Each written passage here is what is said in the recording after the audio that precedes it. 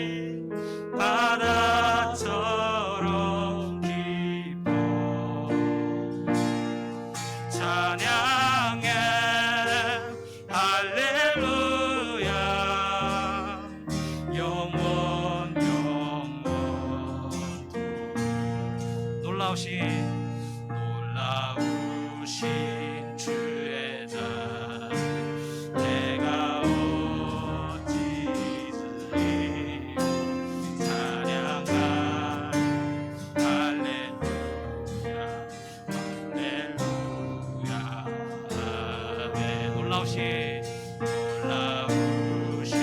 주의 자 내가 어찌 드리오 찬양하리 할렐루야 할렐루야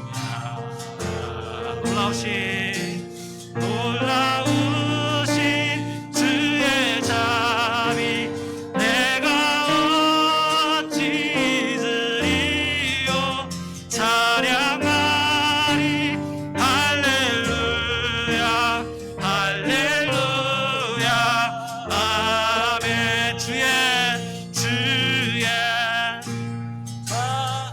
자비 바다처럼 깊어 찬양해 할렐루야 영원 주의 자비 주의 자비 바다처럼 깊어 찬양해 할렐루야 영원 영원토록. 아멘. 내가 매일 기쁘게 찬양을 주님께 나갑시다.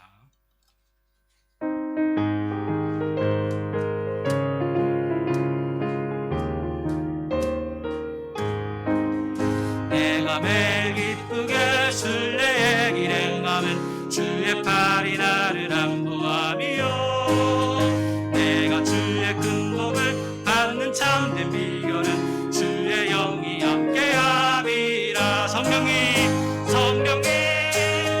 계시네 할렐루야 함께 하시네 좁은 길을 걸으며 밤낮 기뻐하는 것 주의 영이 함께함이라. 저를 죄에 빠져서 평안함이 없을 때 예수 십자가의 무로 힘입어 내가 가에 엎드려 잠들 평화 얻는 주의 영이 함께함이라. 성령이 계시네 할렐루야 함께 하시네 좁은 길을 걸으며 밤낮 기뻐하는 것 주의 영이 함께함이라. 나와 동행하시고 모든 영려하시니 나는 숲의 새와 같이 기쁘다. 내가 기쁜 마음으로 주의 뜻을 행하면 주의 영이 함께함이라. 성령이 계시네 할렐루야 함께하시네 좁은 길을 걸으며 밤낮 기뻐하는 것 주의 영이 함께함이라. 세상 모든 욕망과 나의 모든 욕망은 이미 것을 막았네. 모든 밤이 지나고 무거운 짐 벗으니 주의 영이 함께함이라. 아멘. 성령이 계시네 할렐루야 함께하시네 좁은 길을 걸으며 밤낮 기뻐하는 것 주의 영이. 우리 4절 다시 한번 선포합시다. 세상 모든 욕망과 나의 모든 욕망은 십자가의 이미 것을 막았네. 모든 밤이 지나고 무거운 짐 벗으니 주의 영이 함께함이라. 성령이 계시네 할렐루야 함께하시네 좁은 길을 걸으며 밤낮 기뻐하는 것 주의 영이 함께함이라. 아멘. 이 시간에 찬양의 가사가 여러분의 믿음의 선포이고 주님에 관한 고백이 됐으면 좋겠습니다.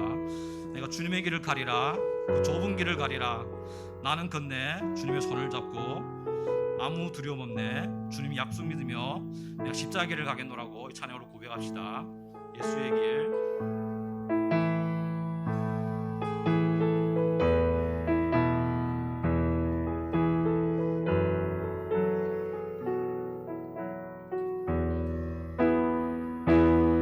안개 속에서 주님을 보내 아무도 없을 것 같던 그곳에서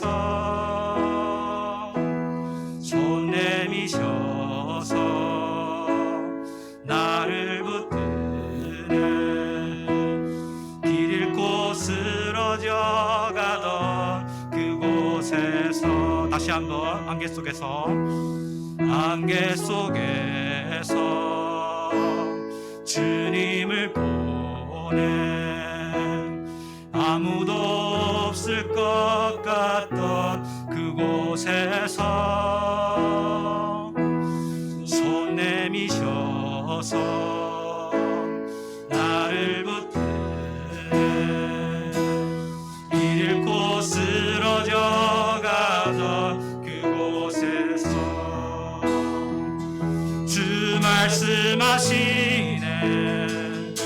내 손 잡으라고. 내가 곧 길이요 진리 생명이니 나 그 길을 보내. 주 예비하신 곳 다른 길로 돌아서지 않으리. 예수의 길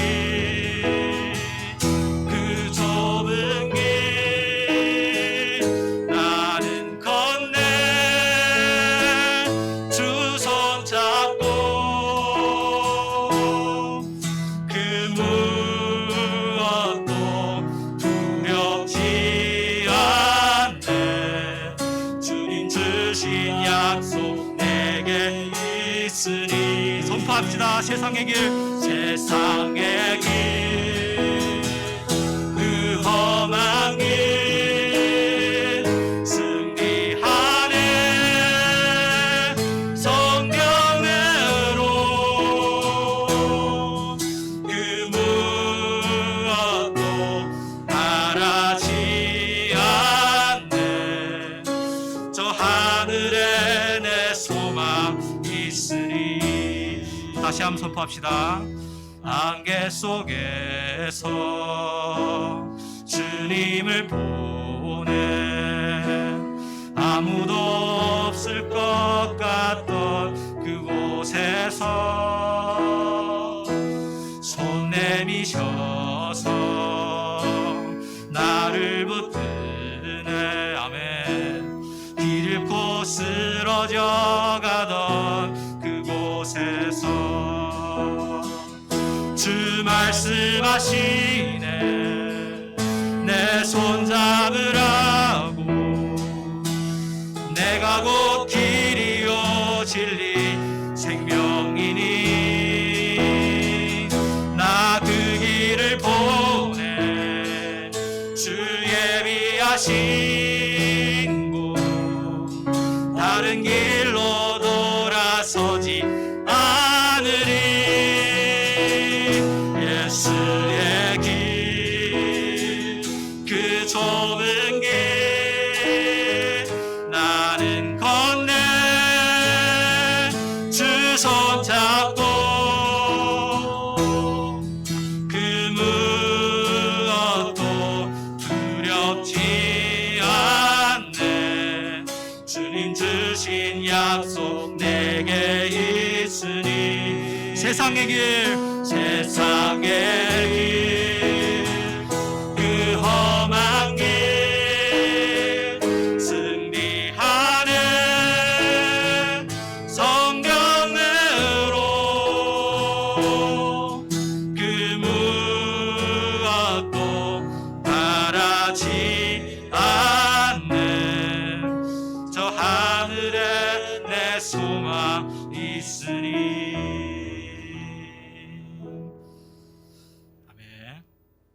나를 통하여 모두 영광을 주님께 드리는 찬양이 되었으면 좋겠습니다.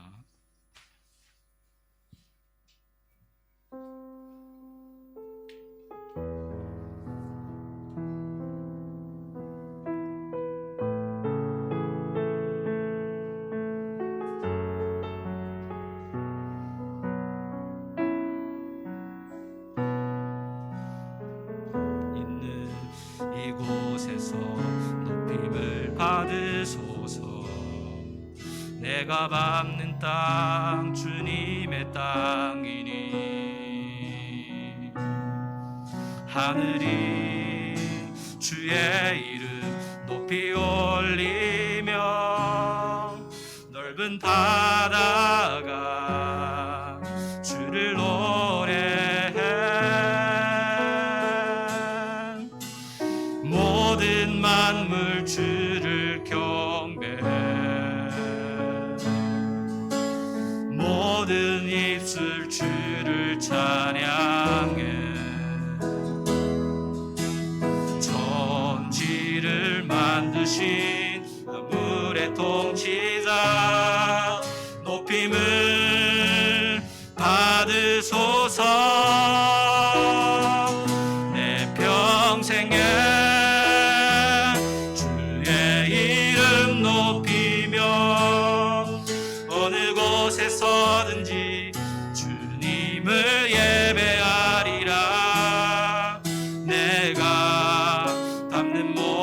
땅 아버지의 영광이 선포되야 하리. 찬양하며 주님을 예배할 때 하늘 가득한 주의 영광 보리라. 나를 통하여 나의 입술을 인하여 주의 이름 높임을 받으소서. 모든 만물 주를 경배해. 모든 만물 주를 경배해. 모든 입술 주를 찬양해. 천지를 만드신 만물의 통치자 높임을 받으소서. 내 평생에 주의 이름 높이며 어느 곳에 서든지 주님을 예배하리라. 내가 밟는 모든 땅 아버지의 영광이 선포되야 하리. 찬양하며 주님을 예배할 때 하늘 가득한 주의 영광 보리라. 나를 통하여 나의 입술을 인하여 주의 이름 높임을 받으소서. 나를 통하여 나의 입술을 인하여 주의 이름 높임을 받으소서. 아멘. 기도하심으로 예배를 준비하시겠습니다.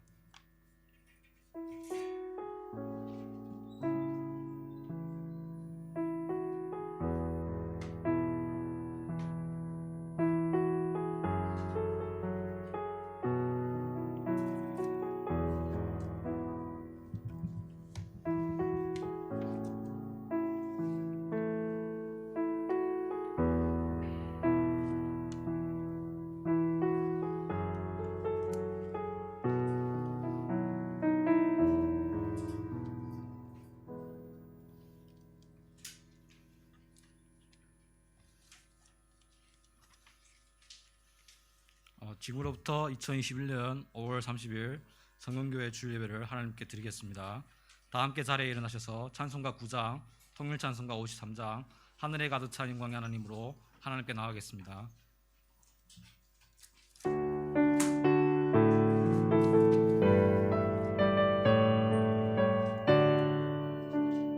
하늘에 가득 찬 영광의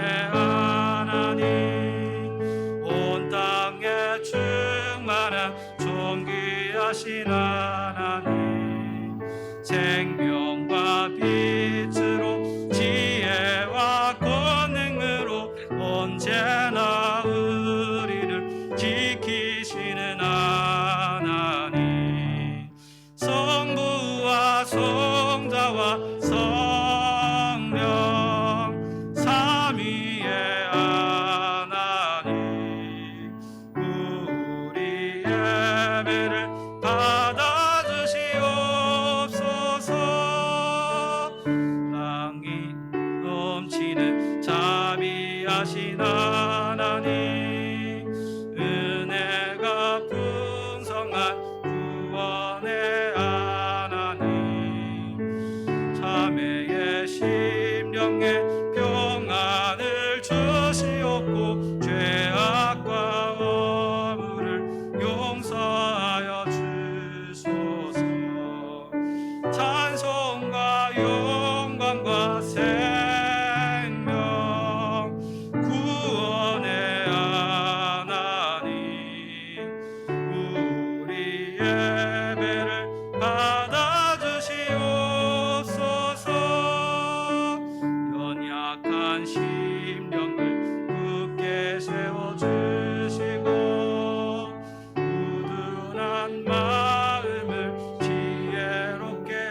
하시고 주의 뜻 받들어 참되게 살아가며 주 말씀 따라서 용감하게 하소서. 권능과 지혜와 사랑 은혜의 하나님 우리 예배를 받아주시옵소서. 주 앞에 나올 때 우리 마음 기쁘고 그 말씀 임되어 희망 솟아오른다. 고난도 슬픔도 이기게 하시옵고 영원에 잇대어 살아가게 하소서. 우리의 자랑과 기쁨 하나님 우리 예배를 받아주시옵소서.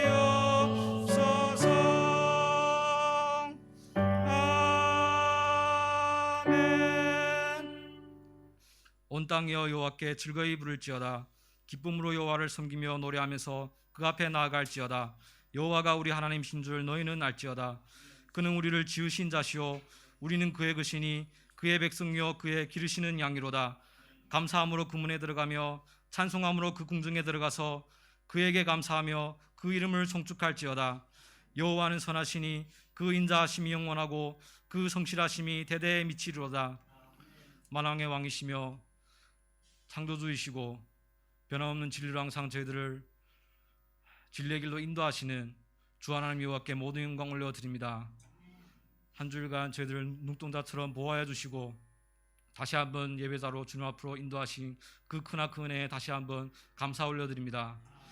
이 시간 십자가의 보혈을 힘입어 이 모습 이대로 주님께 나아가오니 저희들의 정결함을 회복시켜 주시고 주님의 말씀이 선포될 때 좋은 마음판으로 받아들여 행실로 열매를 맺어갈 수 있도록 하나님 이 시간 저희 예배에 임재하시고 축복하여 주시옵소서. 모든 사람이 성령에 붙들림 바 되어서 자신의 삶에만 집중하는 것이 아니라 하나님 나라와 주님의 사역 가운데 눈길을 돌려 삶을 주님께 드리는 삶을 살아갈 수 있도록 축복하여 주시옵소서. 이 시간 드리는 모든 기도와 예배 찬양 주님 홀로 영광 받아 주시고 살아계신 예수님 이름으로 기도드립니다. 아멘. 성시교동문을 보시겠습니다. 성시교동문 43편 마태복음 6장입니다. 주보 제3면을 참조하시면 됩니다. 성시교동문 43편 마태복음 6장입니다. 내가 너에게 이르노니 목숨을 위하여 무엇을 먹을까 무엇을 마실까 몸을 위하여 무엇을 입을까 염려하지 말라.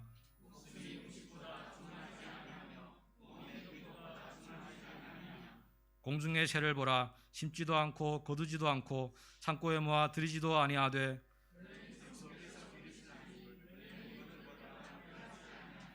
너희 중에 누가 염려함으로 그 키를 한 자나 더할 수 있느냐.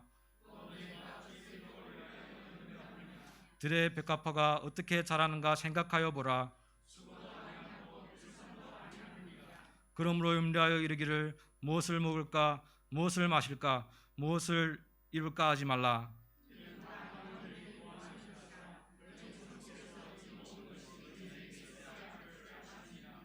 너희는 먼저 그의 나라와 그 일을 구하라.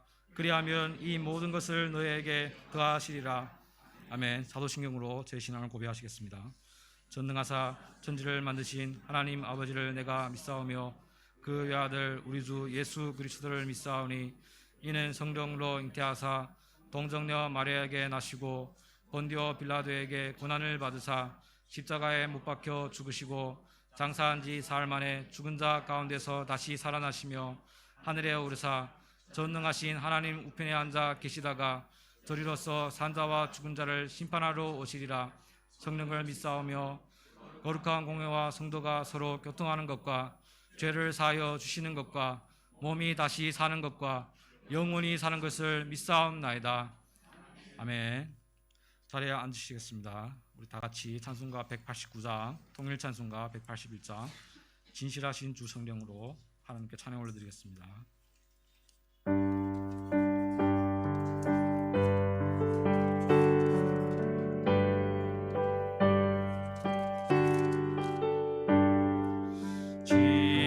진실하신 주 성령, 성도 곁에 계시사 순례길을 갈 때에 손을 잡아 주소서. 모든 고난 사람들 기쁜 소식 들으니 성령 말씀하기를 나를 따라오너라. 어디에나 계신 주 나를 도와주시사 죽음 속을 헤맬 땐 홀로 두지 마소서. 풍랑심이 일어나 소망 끊어질 때에 성령 말씀하기를 나를 따라오너라. 모든 수고 끝나고 편히 쉬기 원할 때 하늘나라 밖에는 참된 위로 없도다. 문란이지 하고서 요단강을 건널 땐 성령 말씀하기를 나를 따라오너라.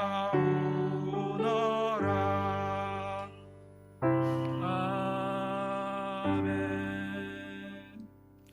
리영수님께서 죄를 대표하는 기도 드리겠습니다.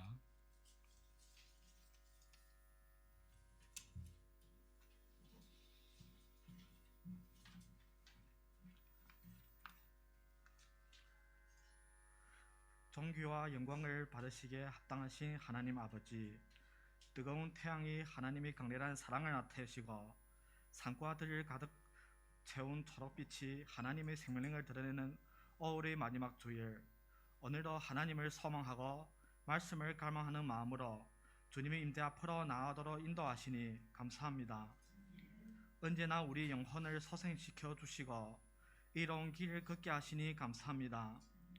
오늘도 예배를 통해 영혼의 푸른 불밭에 눕기를 원합니다. 영혼의 쉴만한 물가에 누워 기도하며 찬송하고 말씀을 들음으로 안식하기를 원합니다. 주의 선하심과 인자하심이 충만한 이곳에서 우리 모두 평안을 누리게 하소서. 거의 1년 반 지속된 세계적인 코로나 바이러스로 인해 이미 많은 영혼들이 생명을 잃어갔습니다. 또한 요즘 잠잠하는 중국에도 다시금 병환들이 생기게 되었습니다. 주여 하나님 아버지, 바이러스로 인해 고난당하는 영혼들을 위해 간절히 기도합니다. 신형 코로나 바이러스 문제가 세계적 범위 내에서 하루빨리 공제되고 하나하나의 생명을 보존하여 주시기를 간절히 원합니다. 동시에 병환 중에 있는 영혼들에게 주님의 치료의 공선을 비춰주소서. 주님의 은총이 없으면 치유의 기적은 일어나지 않음을 믿사오니 우리 한 사람 한 사람에게 은총의 은총을 더하여 주소서. 하나님이 뜻하신 바가 계셔서 우리가 지금 이 장소에서 오프라인 예배를 드릴 수 있음을 믿사옵나이다. 또한 예배에 참석한 모든 성도들을 주님께서 친히 지켜주심으로 오프라인 예배가 지속하여 나갈 수 있기를 간절히 원합니다. 우리 교회 가정가정마다 주님 안에서 서로 사랑하며 섬길 수 있고 자녀들을 사랑하고 양육함에 있어서 항상 하나님을 의식하며 살아가는 모범 작용을 잘할 수 있고 사랑의 가정으로 인도하여 주시옵소서.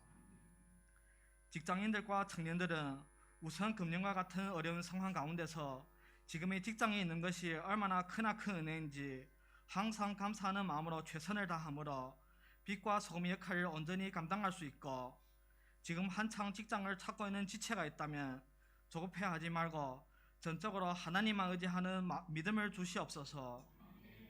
학생들은 각자에게 짊어진 달란트를 잘 감당함으로 학업에 충실할 수 있도록 허락하여 주시옵고, 사랑부 어르신들과 주일 학교 어린이들을 비롯한 모든 성도들 코로나 바이러스와 더위로부터 건강을 지켜주시고 각자의 삶에서 예배자의 모습으로 살아갈 수 있도록 허락하여 주시옵소서. 오늘도 강단 위에서 진리의 등불을 밝히실 목사님을 붙잡아 주소서. 독수리가 날개를 치며 올라감 같은 새 힘을 공급해 주어서 말씀을 선포하실 때 피곤하지 않게 하소서. 말씀을 듣는 우리는 열린 가슴으로 받게 하시고 마음에 잘 새겨 한 주간을 살아가는데 필요한 영적 양식으로 삼게 하소서. 또한 찬양으로 영광 돌리는 성가대 미 예배를 위해 섬기시는 지체들의 수고를 주님께서 기억해 주시고 친히 위로하여 주시옵소서. 모든 성도가 주일의 복을 마음껏 누리게 하시고 주님의 품 안에서 안식하게 하소서. 우리에게 안식과 평안을 주시는 거룩하신 예수님 이름으로 기도합니다. 아멘.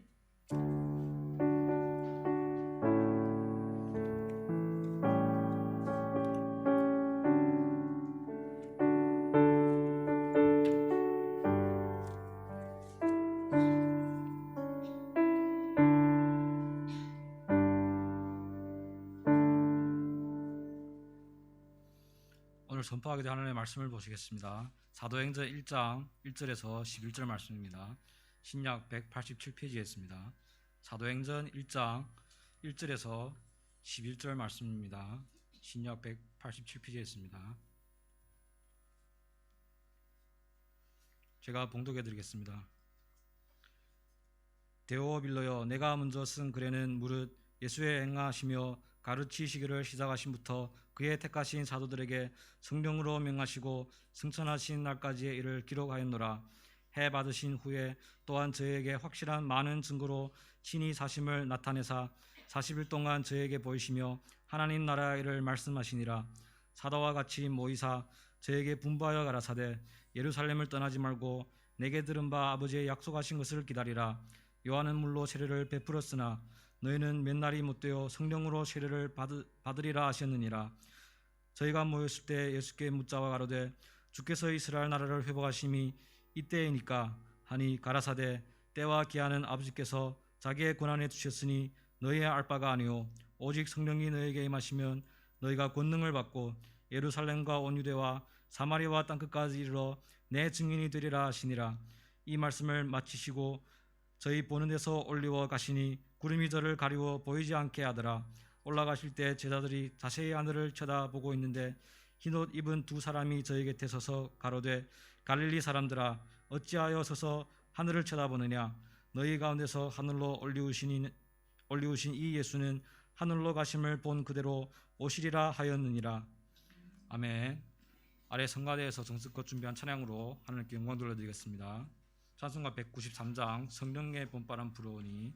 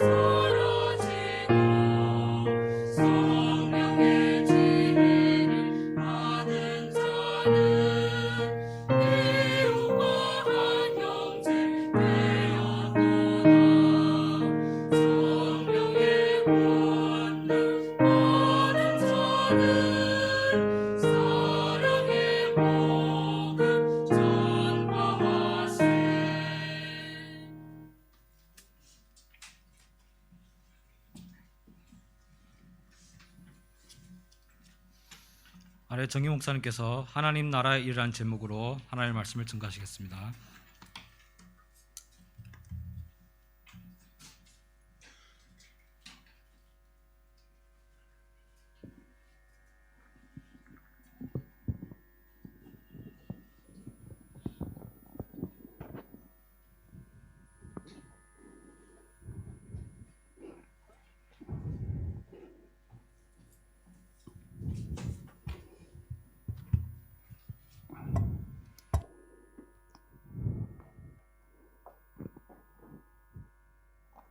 네, 잠깐 머리 숙여 기도드리겠습니다.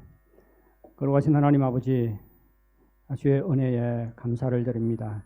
우리를 죄와 죽음과 저주에서 구원해 주시고 하나님의 자녀로 삼아 주시고 늘 우리를 지키시고 인도해 주시니 정말로 감사를 드립니다. 정말 쉽지 않게 우리가 오프라인에서 모여서 예배를 드리는데 정말 주님 앞에 나올 때마다 감사하는 마음으로 예배드릴 수 있도록 인도해 주시옵기를 간절히 바라고 원합니다. 오늘도 우리가 드리는 예배 가운데 주의 이름이 높임받고 영화롭게 되기를 간절히 원합니다. 우리가 갈급한 심령을 가지고 나왔사오니 오늘 증거되는 말씀을 통해서 우리 각자에게 말씀해 주시고 주의 말씀으로 인해서 우리가 다시 한번 주의 은혜로 체험받을 수 있도록 인도하여 주시옵소서. 정말 주의 은혜로 인해서 우리가 새로워지고 새 힘없게 하여 주시옵소서. 예수님의 이름으로 기도하옵나이다. 아멘.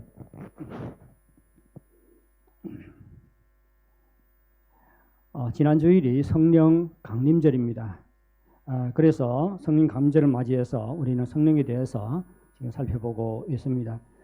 우리는 지지난 주일에 예수님의 제자들에게 임하시고 능력으로 역사하셨던 성령님께서 오늘날도 우리 그리스도인들에게 임하시고 동일하게 능력으로 역사하신다는 것을 살펴보았습니다.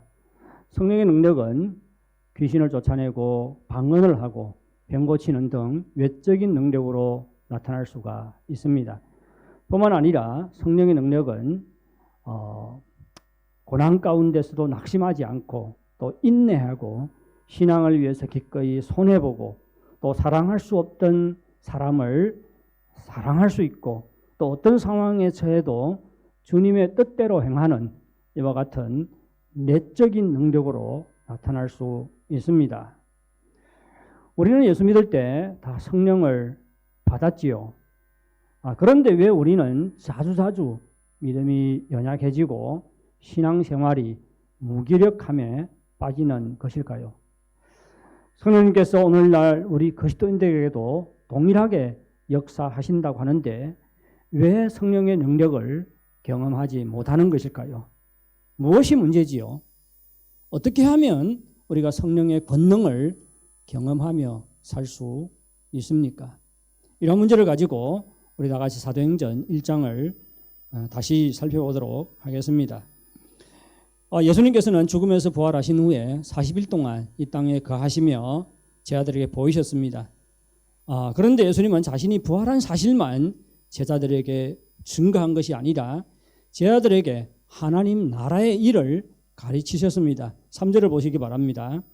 그가 고난받으신 후에 또한 그들에게 확실한 많은 증거로 친히 살아계심을 나타내사 40일 동안 그들에게 보이시며 하나님 나라의 일을 말씀하시니라. 마이크 괜찮습니까? 소리? 예. 제가 지금 귀가 엉엉해가지고 괜찮아요? 예. 예수님께서는 40일 동안 부활하신 후에 40일 동안 이 땅에 거하시면서 제자들에게 자신이 부활했다는 것을 보이셨지요.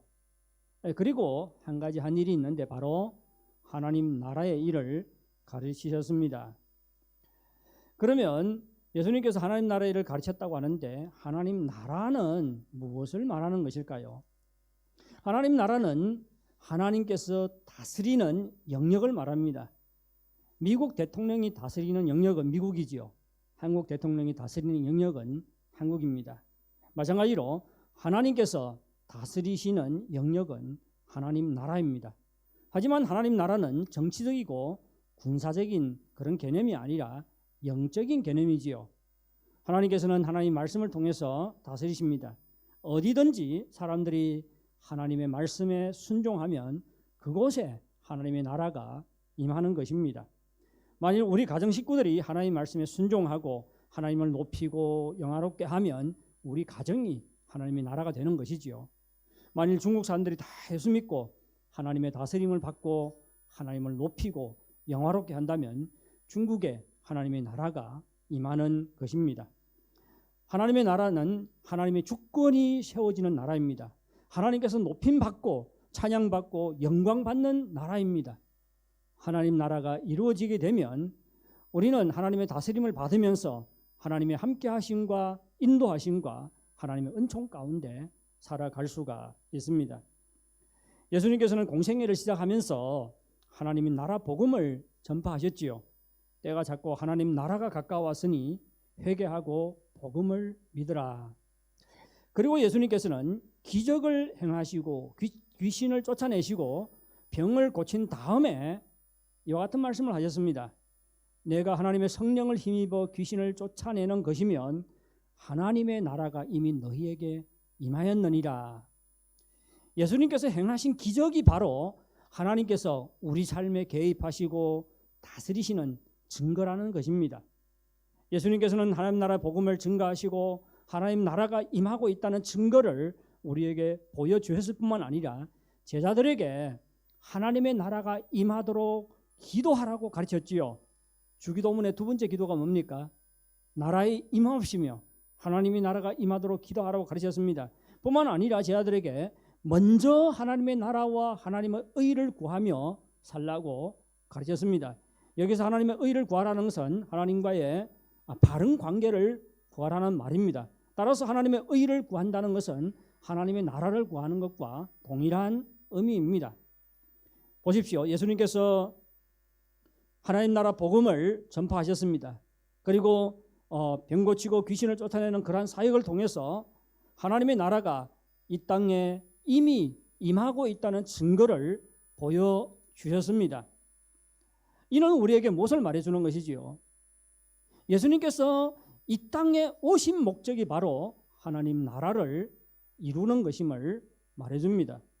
예수님께서 십자가에 죽으시고 부활하신 후에 제자들에게 나타나셔서 하나님 나라의 일을 가르쳤습니다.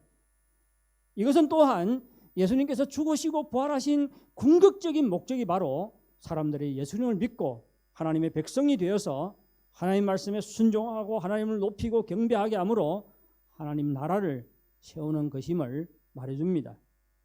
예수님께서는 12제자를 부르시지요. 12제자를 부르십니다. 11명도 아니고 13도 아니고 12명을 불러요. 왜 그렇습니까? 우리가 예수님께서 12사도를 불렀다는 것은 무슨 생각이 듭니까? 무엇과 이렇게 상응을 해요? 구약의 이스라엘 백성 12지파와 상응을 하지요. 그러면 예수님께서 12제자를 불렀다는 것은 바로 이 12제자를 기초로 해서 새로운 하나님의 백성을 일으키기 위해 이 땅에 오셨다는 것을 말합니다. 새로운 하나님의 백성을 일으킨다는 것은 바로 하나님의 나라를 세우신다는 말입니다. 제자들은 예수님께서 자신들을 부르신 목적을 깨달아야 했습니다. 그리고 주님의 부르심에 헌신해야 했습니다. 하지만 제자들은 왜 예수님께서 자신들을 불렀는지 예수님께서 붙잡혀가는 순간에도 그것을 깨닫지를 못했어요. 그래서 예수님께서 예루살렘에 가면 정치적인 왕이 될 거라고 기대를 했습니다. 그리고 누가 예수님이 왕이 되면 누가 예수님의 오른편에 앉고 왼편에 앉을 것인지를 두고 어떻게 했습니까? 서로 다투었지요. 3년 동안 예수님을 쫓아다녔어요. 하지만 그들의 생각은 예수님의 생각과 너무 달랐습니다. 그들의 목적은 예수님의 목적과 너무 달랐습니다. 그들은 자신의 개인적인 목적과 야망을 실현하기 위해서 예수님을 쫓았습니다. 몸으로는 예수님을 따르고 있었지만 그들의 마음은 예수님의 뜻에 너무 멀리 떠나 있었습니다. 여러분의 마음은 예수님의 마음과 일치합니까? 예수님께서 부활하신 후에 하나님 나라 일을 가르쳤지만 제자들은 계속해서 깨닫지를 못합니다. 그래서 함께 모였을 때 예수님께 이런 질문을 하지요. 주께서 이스라엘 나라를 회복하심이 이때니까. 예수님의 가르침을 받고도 깨닫지 못했다는 것입니다. 그들은 하나님 나라의 도래를 그들이 이루고자 했던 이스라엘의 정치적인 독립과 같은 것으로 생각을 했습니다. 그리고 부활하신 예수님께서 그들의 수건이었던 이스라엘의 독립을 이루어 주기를 원했던 것입니다. 예수님은 이와 같이 잘못된 생각과 기대에 빠져있던 제 아들을 두고 떠나실 수가 없었습니다. 죽은 자 가운데 부활하신 후에 40일 동안 이 땅에 거하시며 제 아들에게 계속해서 하나님 나라의 일을 가르치셨습니다. 너무 중요하기 때문이지요. 하나님 나라의 일을 가르쳤어요. 그들이 정말로 예수님께서 그들을 부르신 목적이 무엇이며 그들이 감당해야 될 사명이 무엇인지 깨닫기를 원했습니다. 그런데도 불구하고 제 아들은 여전히 깨닫지를 못했지요. 예수님은 제 아들이 하나님 나라의 비밀을 깨닫고 정말로 인생의 목적을 바로 세우기를 원했습니다. 주님의 부르심에 따라 하나님 나라의 일에 그들의 인생을 헌신하기를 원하셨습니다. 우리에게도 동일한 문제가 있지 않습니까? 예수님께서는 주기도문에서 하나님 나라가 이 땅에 임하도록 기도하게 하셨지요. 그리고 우리에게도 먼저 하나님의 나라와 하나님의 의를 구하며 살라고 가르치셨습니다. 예수님께서 우리를 부르신 목적도 하나님 나라를 이루기 위한 것임을 말해줍니다. 주님께서는 우리가 하나님 나라의 일에 헌신하기를 원하십니다. 우리를 통해서 하나님의 이름이 더욱 많은 나라, 더욱 많은 지역, 더욱 많은 민족과 사람들 가운데서 높임받고 경배받기를 원하십니다.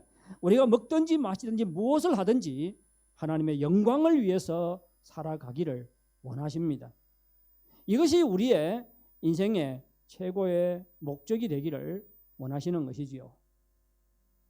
그런데 오늘날에 그리스도인들을 보시기 바랍니다. 주일에 교회에 와서 예배를 드립니다. 신앙생활을 해요. 하지만 하나님 나라에는 별 관심이 없습니다. 하나님의 이름이 자신의 삶을 통해서 높임받고 영광받는가에 대해서는 관심이 없습니다. 무엇에 관심이 있어요? 나의 소원이 이루어지는 것에 더 큰 관심을 가지고 있지요. 그리고 나 자신의 소원이 이루어지지 않을 때는 시험받고 연약해지고 넘어지기도 합니다. 예수 믿는 것이 별 의미 없는 것처럼 생각하는 그리스도인들이 있습니다. 저는 그리스도인들이 너무 쉽게 연약해지고 넘어지는 그 원인이 무엇일까 생각을 해요. 교회에서 열심히 막 찬양 인도하고 섬기고 뭐 그러는 사람들도 뭐 좀 연약해지면 교회도 안 나와요. 그러면 전에 신앙생활 하면서 무엇을 위해서 신앙생활을 했다는 것이지요? 교회 오니까 내 마음이 편해. 그렇죠? 교회 오니까 내 사람들 만날 수 있어요. 교회 오니까 좋아요. 다 누굴 위해서 신앙생활 하는 겁니까? 나 자신을 위해서 신앙생활을 하는 것입니다. 너무 개인 중심적이에요. 개인 중심적이에요. 이런 사람들은 조금만 연약해지면 뭐 교회 갈 이유가 없잖아요. 교회 가도 평안이 없는데, 교회 가도 내 피로가 채워지지 않는데 왜 교회 가요? 그래서 제가 말씀드리는 것은 기독교인들이 쉽게 연약해지는 가장 중요한 원인 중에 하나가 하나님의 일에 헌신하지 않기 때문입니다. 이런 사람들은 신앙생활을 해도 무엇을 위해서 신앙생활을 하는지 모릅니다. 신앙생활의 목적을 몰라요. 그래서 신앙적인 방법을 통해서 뭘 추구해요? 세상적인 유익을 추구를 하지요. 세상 사람들은 세상적인 방법을 통해서 세상적인 유익을 추구하지만 신앙인들이 변한 것이라고는 없어요. 똑같은 것을 추구해요. 그런데 방법만 다를 뿐이지요. 세속적인 그리스도인들입니다. 예수님께서 붙잡히실 때 다 도망갔던 제 아들과 모습이 비슷합니다. 그렇지 않습니까? 이러한 우리에게 가장 필요하고 시급한 변화는 무엇이라고 생각합니까? 만일 우리가 제 아들의 삶에 어떠한 변화가 일어났는지를 깨닫게 되면 우리에게도 어떠한 변화가 일어나야 한다는 것을 깨달을 수가 있습니다. 예수님께서 승천하신 후에 제 아들은 큰 변화를 경험을 하지요. 예수님께서는 부활하신 후에 40일 동안 하나님 나라의 일을 가르치셨습니다. 그리고 제자들이 성령 받을 것을 약속하시고 또 땅끝까지 이르러 복음을 증거하라고 사명을 주신 후에 승천하셨습니다. 이는 하나님 나라를 세우는 길이 복음 증거이고 하나님 나라를 세우는 능력의 원천이 성령님인 것을 말합니다. 오택동이 그런 말을 했지요. 창간설의 초정权. 총에서 뭐가 나온다? 권력이 나온다. 정권이 나온다. 뭐 그런 말입니다. 그런데 하나님의 나라는 총칼이나 전쟁으로 세울 수 있는 것이 아닙니다. 무력으로나 인간의 힘으로 하나님 나라를 이뤄갈 수 없습니다. 이 땅에 하나님 나라가 세워지기 위해서는 제자들이 성령의 충만을 받아야 하고 성령의 능력에 힘입어서 땅끝까지 예수의 복음을 증거해야 합니다. 하지만 이스라엘의 정치적인 독립과 번영이 여전히 제자들의 최대의 관심사였습니다. 예수님께서 죽음에서 부활하시자 이제는 예수님과 함께 한바탕 큰 일을 해볼 때라고 제자들은 생각을 했어요. 그래서 예수님께 묻는 것이죠. 주께서 이스라엘 나라를 회복하시면 언제니까? 이때니까. 얼마나 막 가슴이 부풀어 있어요. 예수님과 함께 한번 큰 일을 해서 이스라엘 독립을 이루고 예수님 왕이 되고 그리고 우리는 예수님의 오른편과 우편에 좌편에 앉는 것이지요. 그들은 잔뜩 부풀어 있었습니다. 그런데 예수님께서는 복음을 증거하는 사명을 주시고는 제자들이 보는 가운데 승천하셨습니다. 제자들의 소원을 이루어 주시지 아니하시고 떠나버렸어요. 여러분 생각해 보십시오. 제자들이 무엇을 생각했을까? 잔뜩 기대에 부풀어 있었는데 예수님이 가버렸어요. 저는 제자들에게 얼마나 큰 충격이었을까 생각을 해봅니다. 아마 허탈한 마음을 가진 제자들도 있었을 것이에요. 그리고 제자들은 너무 혼란스러웠을 것입니다. 예수님께서 뭘 하러 오셨지? 왜 죽으시고 부활하셨지? 예수님께서 이루고자 하는 것은 무엇이지? 너무 혼란스러웠을 거예요. 하지만 그들이 흩어지지 않은 것이 다행이지요. 그들은 예루살렘에 올라갔습니다. 그리고는 함께 모여서 기도하기 시작했습니다. 열흘 동안 전혀 기도에 힘썼습니다. 기도하는 과정에 제 아들은 놀라운 변화를 경험을 하지요. 무슨 변화를 경험합니까? 그들은 기도하는 과정에 하나님의 뜻을 깨닫습니다. 하나님의 뜻을 깨닫고 제비를 뽑아서 예수님을 배신한 가롯 유다 대신에 마띠아를 뽑아서 사도로 임명을 합니다. 그래서 사도의 수를 12로 채우지요. 이는 무엇을 말해주지요? 가롯 유다가 배신을 했으면 11명이면 되잖아요. 꼭 그거를 12로 채울 필요가 있냐? 그런데 제 아들이 기도하는 중에 구약에 있는 하나님의 말씀을 생각하고 이 일을 해요. 그리고 사도행전은 누가는 이것을 사도행전에 기록을 합니다. 그렇죠. 이것은 우리에게 무엇을 말해주지요?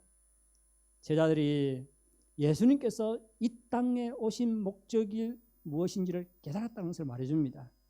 예수님께서 이 땅에 오신 목적이 새로운 하나님의 백성을 일으켜서 하나님의 나라를 세우는 것임을 깨달았다는 것을 말해줍니다. 제가 앞에서 말씀드렸다시피 예수님께서 왜 12를 택하셨지요? 이스라엘 백성 12지파에 상응하는 12사람을 세움으로 예수님께서 이 땅에 오신 목적이 그들을 기초로 해서 새로운 하나님의 백성을 일으키시고 하나님의 나라를 세우는 것임을 드러낸 것이지요. 그런데 제 아들이 예수님께서 승천하실 때까지 이것을 깨닫지 못하다가 기도하는 중에 이것을 깨달아요. 그래서 마띠아를 선정을 해서 가룟 유다 대신에 사도로 임명을 합니다. 사도를 12명으로 다시 채워요. 이것은 정말로 예수님께서 이 땅에 오신 목적이 바로 새로운 하나님의 백성을 일으켜서 하나님 나라를 세우는 것이라는 것을 깨달았다는 것을 말해줍니다. 그리고 그들이 하나님 나라 비전에 헌신하기로 작정하셨음을 말해줍니다. 제자들의 인생에 이러한 변화가 일어났을 때, 이런 변화가 일어났을 때 성령님께서 강림하십니다. 그리고 제 아들을 성령으로 충만해졌고 성령의 능력에 힘입어 온갖 핍박과 고난을 무릅쓰고 담대히 복음을 증거할 수 있었습니다. 예수님의 제 아들에게 성령의 능력이 나타났던 것은 그들이 하나님 나라 일에 헌신해서 복음 증거의 사명을 감당했기 때문입니다. 그렇다면 우리의 삶에는 어떠한 변화가 일어나야 할까요? 만일 우리가 앞에서 말한 개인주의적인 신앙생활에 빠져 있다면 우리에게 가장 시급한 변화가 무엇이라고 생각하십니까?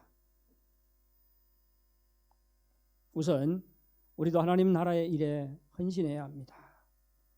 우리에게 가장 중요하고 근본적인 변화는 우리 인생의 목적이 하나님께서 우리를 부르신 목적과 일치하는 것입니다. 우리가 하나님 나라의 일에 헌신하는 것입니다. 우리는 힘들고 어려울 때 하나님을 의지해야 하고 하나님의 도우심을 구해야 합니다. 하지만 우리가 알아야 할 것은 우리의 개인적인 소원을 이루는 것이 우리가 예수 믿는 전부의 목적이 아니라는 것입니다. 예수님께서 우리를 부르신 것은 단순히 우리가 예수님을 의지해 우리의 소원을 성취하라고 우리를 부르신 것이 아닙니다. 예수님께서 우리를 부르신 데는 더 중요한 목적이 있습니다. 그것은 우리를 통해서 하나님의 나라를 세워가는 것입니다. 따라서 주님은 우리가 하나님 나라 일에 헌신하기를 원하십니다. 성령님께서 오신 것도 하나님 나라를 세워가는데 필요한 능력을 우리에게 주시기 위해서입니다. 그런데 적지 않은 그리스도인들이 교회에 와서 예배드리고 평소에 성경 읽고 기도하는 것으로 신앙생활을 다 했다고 아주 만족하는 사람들이 있지요. 이러한 신앙생활은 극히 개인주의적입니다. 우리 신앙에 있어서 성경을 읽는 것, 기도하는 것, 예배드리는 것 너무 중요하지요. 하지만 제가 말씀드리고 싶은 것은 우리 신앙생활에 있어서 성경을 읽는가 읽지 않는가, 기도를 하는가 하지 않는가, 이것보다도 훨씬 근본적이고 중요한 문제는 우리 인생의 방향과 목적이 예수님의 방향과 목적과 일치한가 하는 것입니다. 만일 아직도 주님께서 우리를 부르신 목적이 무엇인지 깨닫지 못하고 신앙생활의 초점이 개인의 삶에 맞춰져 있다면 주님의 부르심의 목적이 무엇인지 깨달아야 합니다. 그래서 개인주의적인 신앙생활에서 벗어나야 합니다. 하나님 나라 일을 깨달아야 하고 하나님 나라 비전을 가져야 하고 하나님 나라 일에 헌신해야 합니다. 하나님 나라 일에 헌신한다는 것은 하나님의 이름이 더욱 많은 나라, 더욱 많은 민족과 사람들 가운데서 높임받고 경배받는 것이 우리 인생의 최고의 목표로 삼는 것을 말합니다. 성령님께서 오신 것은 하나님 나라를 이루기 위해서입니다. 따라서 우리가 하나님 나라의 일에 헌신할 때 우리의 삶에 성령님께서 능력으로 역사하십니다. 둘째, 똑같은 말을 이제 다른 말로 하는데요. 증인의 삶에 헌신해야 합니다. 하나님 나라 일에 헌신한다는 것은 구체적으로 증인의 삶에 헌신하는 것을 말하지요. 하나님 나라는 복음 증거를 통해서 이루어집니다. 그래서 예수님께서도 마지막으로 제 아들에게 땅끝까지 이르러 예수님의 증인이 되라는 사명을 주시고 성천하셨습니다. 복음 증거는 우리 개인의 사명일 뿐만 아니라 우리 교회의 가장 근본적이고 중요한 사명이지요. 교회가 복음 증거의 사명을 감당하지 않으면 교회가 이 땅에 존재할 이유가 없습니다. 복음 증거의 사명을 감당하는 것이 교회가 계속해서 이 땅에 존재하는 가장 중요한 이유라는 것을 기억하시기 바랍니다. 주님께서 성령을 보내주신 것은 제 아들이 성령으로 충만해서 성령의 능력에 힘입어서 복음 증거의 사명을 감당하도록 하기 위해서입니다. 따라서 우리가 복음 증거의 사명을 감당할 때 꼭 기억하시기 바랍니다. 우리가 복음 증거의 사명을 감당할 때 그 복음 증거의 사명을 감당하는 과정에 성령의 능력을 체험하게 됩니다. 우리가 성령을 주신 것은 복음 증거의 사명을 감당하도록 하기 위해서요. 근데 우리가 정말로 복음 증거의 사명을 감당해 갈 때 그 과정에 성령께서 능력으로 역사하십니다. 가만히 있으면서 성령님 나에게 능력으로 역사하십시오. 꿈을 깨야 합니다. 그렇게 역사하지 않습니다. 사도행전 4장을 보면 베드로와 요한이 복음을 전하다가 붙잡히지요. 당국자들은 더는 예수님을 전하지 말라는 경고를 합니다. 그리고 협박과 공갈을 하지요. 다시 한번 복음을 전해봐.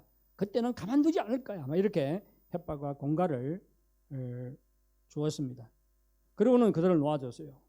베드로와 요한이 노임받은 다음에 교회에 가서 자신들이 붙잡힌 후에 겪은 일들을 나누었습니다. 베드로와 요한의 이야기를 들은 교회는 한 마음으로 하나님께 기도했습니다. 기도문 중에 이런 기도가 나와요. 주여 이제도 그들의 위협함을 굽어보시고 또 종들로 하여금 담대히 하나님의 말씀을 전하게 하옵소서. 핍박의 수위가 점점 높아졌지만 교회는 복음 증거하는 일을 그만두지 않았습니다. 오히려 증인의 삶에 더 헌신했습니다. 그 결과가 무엇이죠? 사도행전 4장 31절은 교회가 핍박 가운데서도 증인의 삶에 헌신한 결과에 대해서 이렇게 말하고 있습니다. 빌기를 다하매 모인 곳이 진동하더니 무리가 다 성령이 충만하여 담대히 하나님의 말씀을 전하니라. 교회가 핍박 가운데서도 증인의 사명에 헌신했을 때 성도들이 성령으로 충만해졌습니다. 그들의 삶에 성령께서 능력으로 역사하셨습니다. 그래서 그들은 더욱 담대히 하나님의 말씀을 전할 수 있었습니다. 성령은 증거의 영입니다. 따라서 우리가 복음을 증거할 때 성령님은 강력하게 역사하십니다. 그리고 우리가 담대히 복음 증거의 사명을 감당할 수 있도록 우리를 도와주십니다. 사랑하는 성도 여러분, 성령님께서 이 땅에 강림하신 목적은 우리를 거듭나게 하는 목적이 있습니다.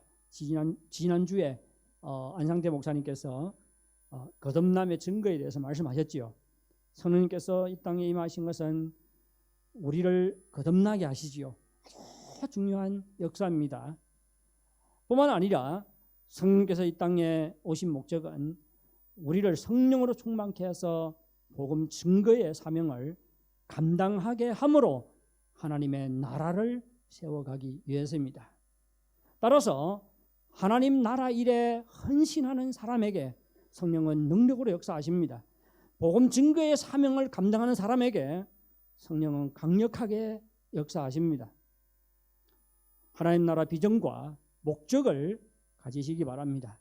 그리고 복음 증거의 사명에 더욱 헌신하는 여러분들이 되시기를 바랍니다. 이때 우리도 성령으로 충만해질 것입니다. 성령의 놀라운 능력을 경험하며 살아가게 될 것입니다. 우리 모두가 다 성령으로 충만하여서 하나님 나라 일에 헌신하고 복음 증거의 사명을 감당할 수 있기를 바랍니다. 우리 다 같이 찬송가 505장입니다. 통일 찬송가는 268장 온 세상 위하여, 이 찬양을 같이 부르시고 우리 같이 기도하도록 하겠습니다. 찬송가 505장 온 세상 위하여, 통일 찬송가는 268장입니다.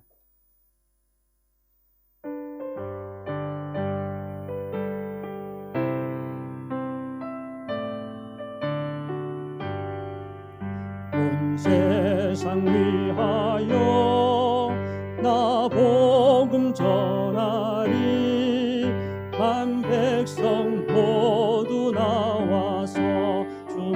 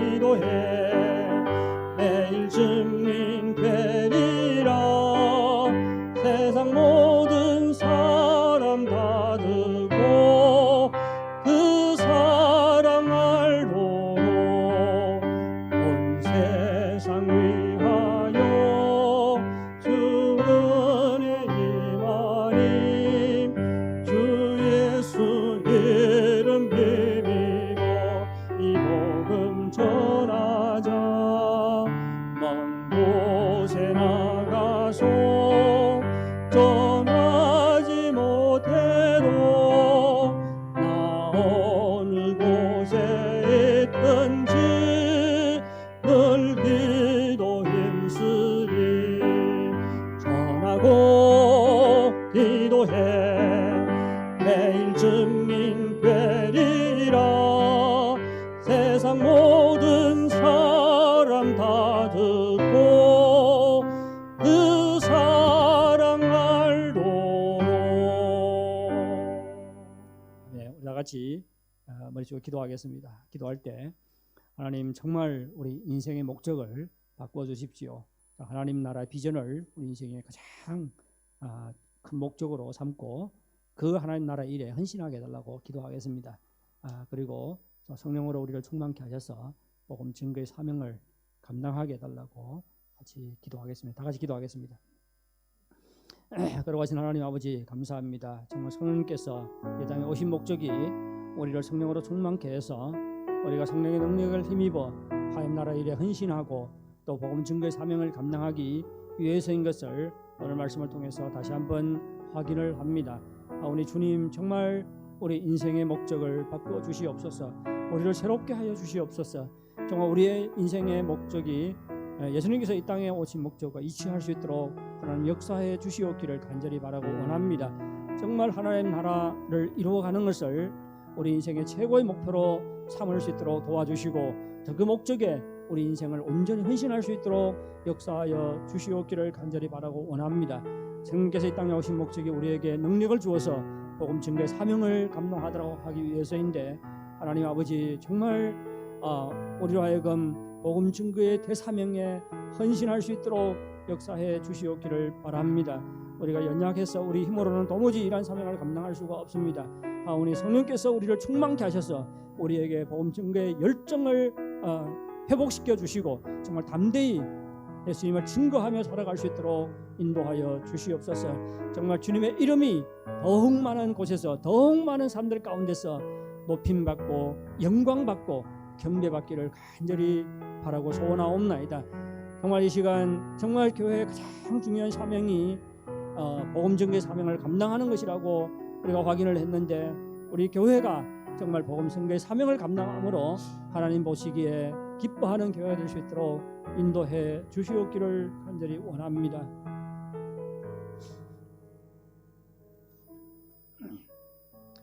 하나님 아버지 이 시간 제 아들의 모습을 통해서 우리 가운데 있는 영적인 문제에 대해서 짚어보았습니다. 우리가 예수 믿고 또 신앙생활하고 주일마다 교회에 와서 예배를 드리고 있지만 우리 인생의 목적이 하나님께서 우리를 부르신 목적과 많이 빗나가 있는 모습을 발견하게 됩니다. 하나님 아버지 정말 우리를 불쌍히 여겨 주시옵소서. 우리를 새롭게 해 주시옵기를 간절히 바랍니다. 하나님 나라를 이루어가는 것을 우리 인생의 최고의 목표로 삼게 도와주시고 이를 위해서 복음 증거의 사명에 헌신할 수 있도록 인도하여 주시옵소서. 우리에게 정말 열정이 부족합니다. 우리에게 헌신이 부족합니다. 하오니 성령께서 우리를 충만케 하여 주시옵소서. 복음 증거의 열정을 회복하게 도와주시고 어디를 가든지 담대히 증인의 삶을 살아갈 수 있도록 인도하여 주시옵기를 간절히 바라고 원합니다. 정말 복음 증거가 주님께서 교회 주신 가장 중요한 사명이라는 것을 확인했는데 우리 교회가 복음 증거의 사명을 감당함으로 하나님을 영화롭게 하는 교회가 될 수 있도록 인도하여 주시옵소서. 예수님의 이름으로 기도하옵나이다. 아멘. 예, 다 같이 일어나셔서 헌금을 봉헌하겠습니다.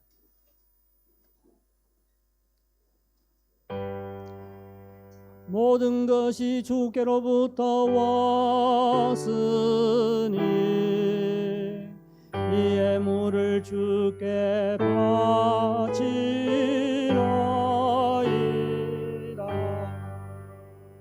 아멘.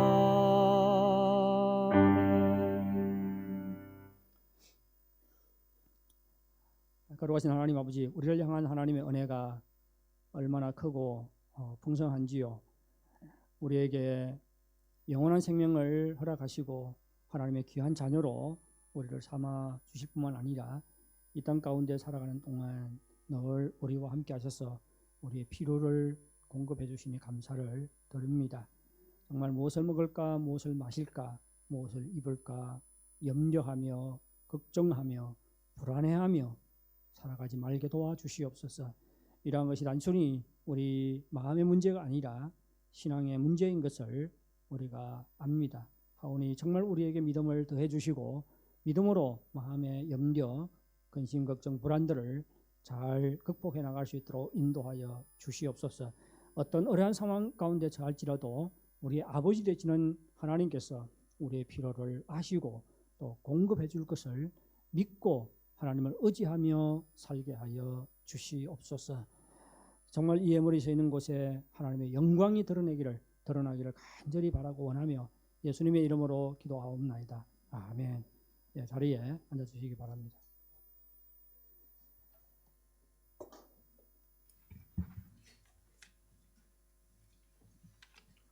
세가족 환영시장과 교회 소식 시간입니다. 저희 교회 처음으로 나오신 분 계신가요? 우리가 박수로 환영해 드리겠습니다.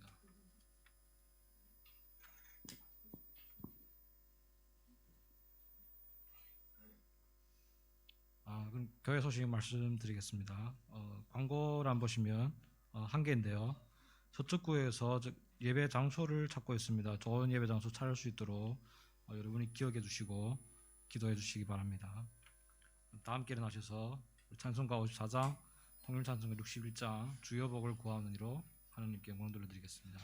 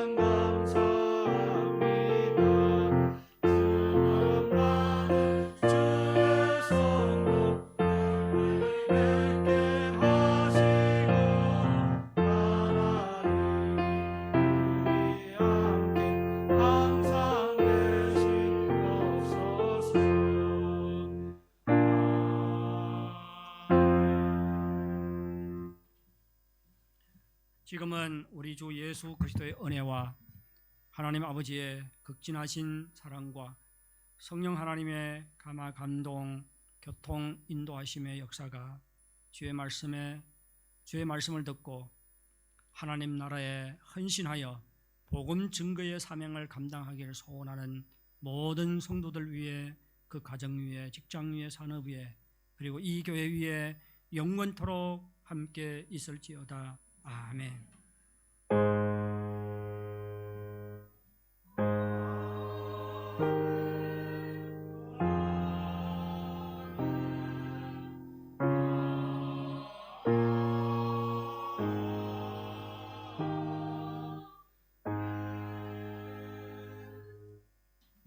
이로써 예배를 마쳤습니다. 승리한 주간 되시기 바랍니다.